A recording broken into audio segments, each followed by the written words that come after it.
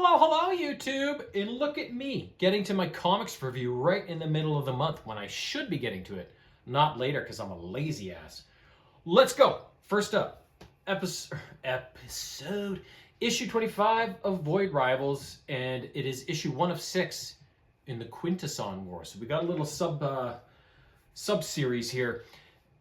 This is a really cool issue. There's really only 3 fronts, and they all follow each other in a row. They don't bounce back and forth. So it starts on Zertonia when the ruler there, Zalalak, they're talking about how Zertonia is in a mess after the aborted Unity event and everything got destroyed.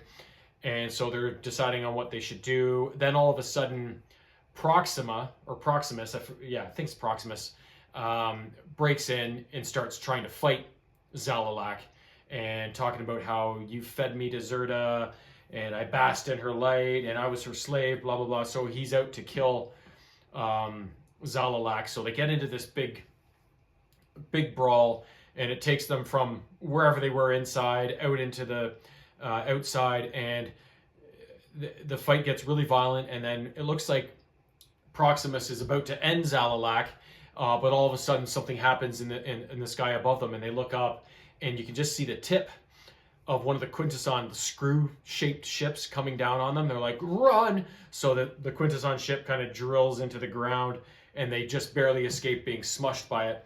And they're looking at it like going, what the fuck is that thing? That's how that part ends. Then we go to Agoria, where Derek is sleeping, and his little android starts talking to him about, procedure says I should get my mind wiped or my memory wiped. And Derek's like, well, do you really want that? And the thing's like, no. And it's like, that's right, you want to live. So let's go get at it. So the two of them set off.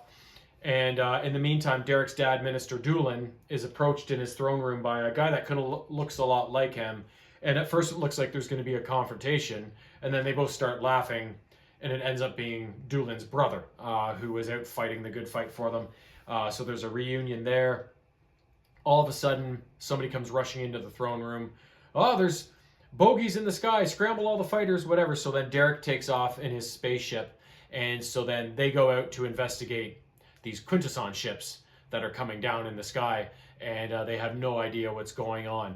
So that's where that part ends. And then the last part of the issue is just the last couple panels. We see Salila, who, as we know, was imprisoned in the Temple of Zerta's Light, or whatever the hell it is, in Zertonia.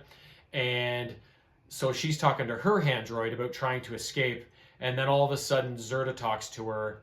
And Zerta's like, I'm going to free you because I need use of your services one last time, after Zerta had basically disowned her, taken away all her powers and stuff like that after the botched Unity attempt. So it looks like Salila's going to get back into the fray next time, and hopefully her and Derek get reunited. And I can't wait to see the Quintesson's characters actually enter the fray and see where this whole sub-storyline is going, because the Quintessons, as nasty as they are also pretty fucking awesome.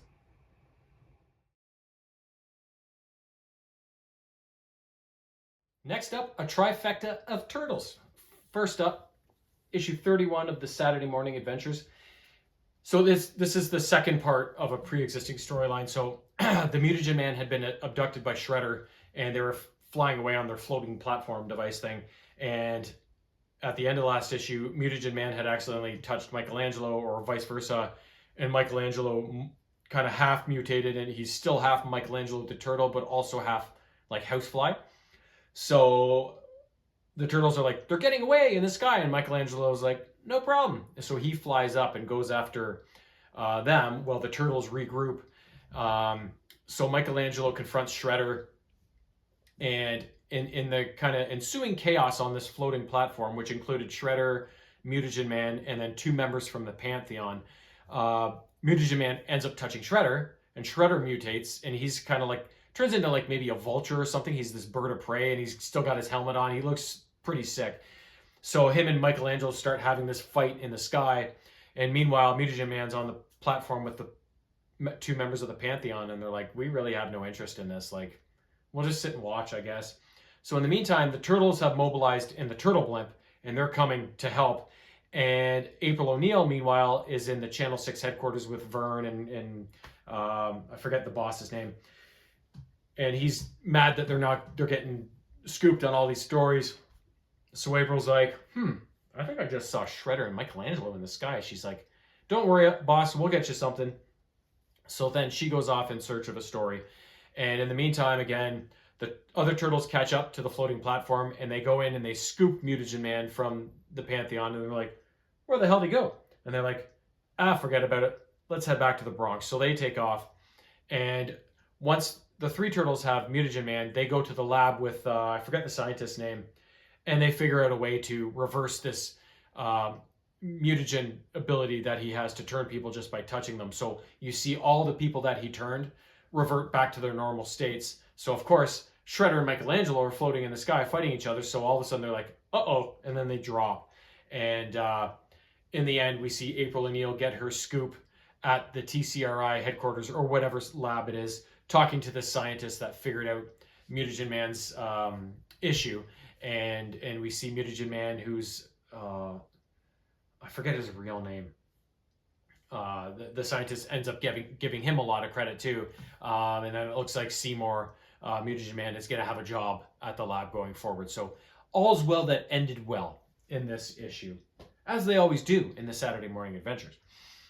Next up, issue 3 of the Casey Jones subseries.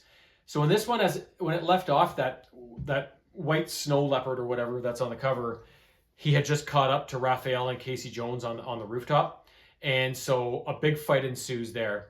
And this snow leopard's proving a challenge for the two of them. So Casey eventually does something risky. And at the side of the rooftop, he tackles this guy, and they plummet and end up smashing on top of the roof of a van. So they're both in really bad shape.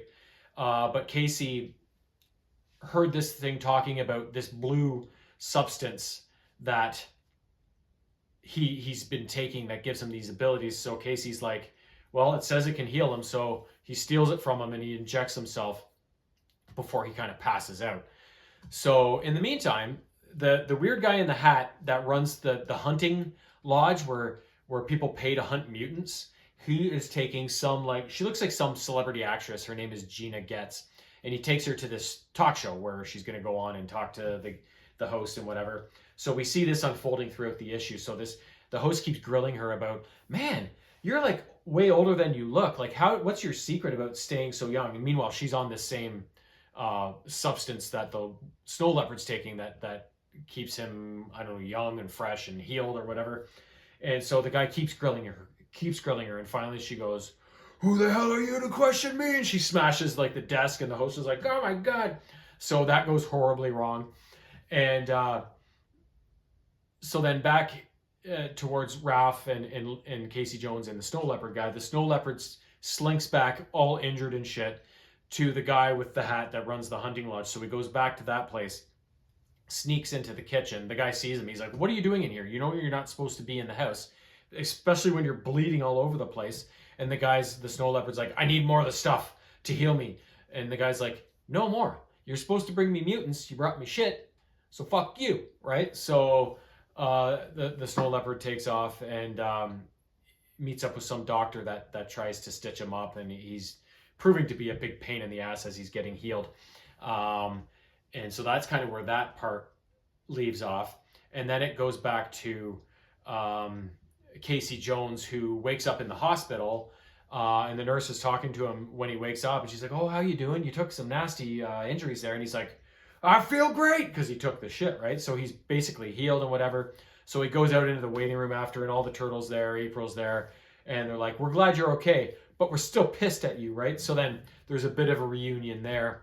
And then as the issue ends, it goes back to this mutant hunting lodge where we see this safari guy leading a bunch of rich people that have paid for the experience going out on a hunt.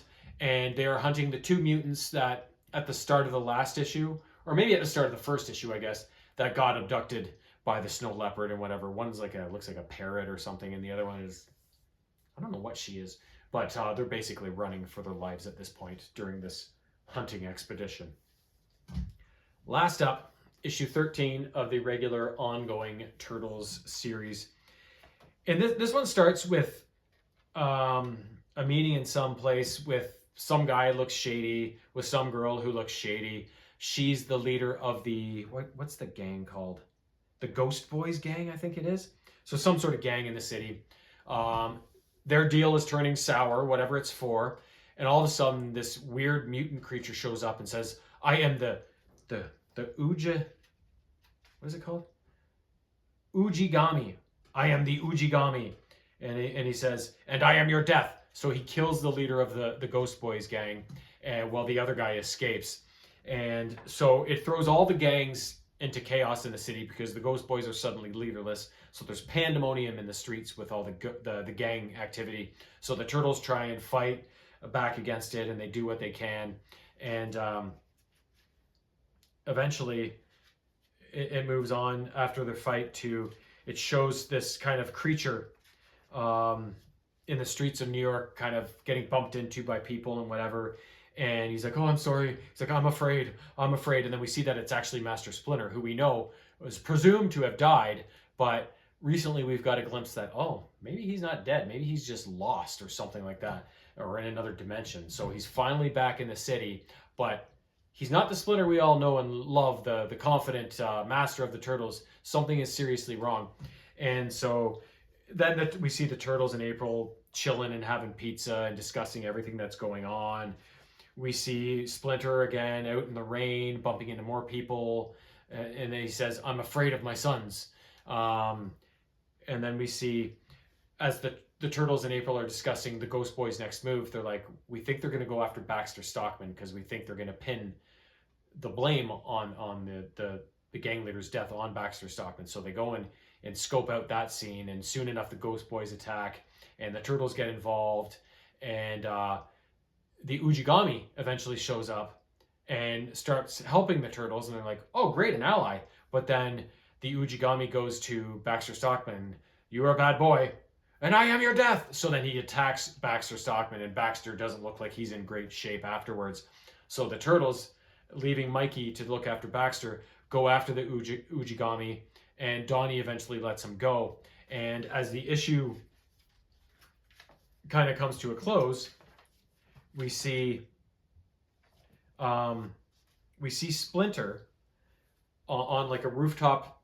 You know those big windows they have on rooftops that people always fall through in movies and shit? He's up there looking through, and he's eavesdropping on some meeting between, I'm not sure who, but then all of a sudden he turns into the Ujigami. So Splinter is the Ujigami, and he's helping the Turtles, but he's maybe doing things a little differently than they would have used to have done them back when Splinter was normal Splinter, right? So we think it looks like he's about to strike on somebody else as this issue ends. So I can't wait. I'm glad Splinter's back because he's kind of been in purgatory for so long. Wasn't sure if he was dead or not.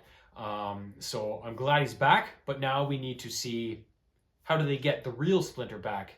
And why is he the Ujigami all of a sudden? What the hell has happened to him? Where has he been? What has happened?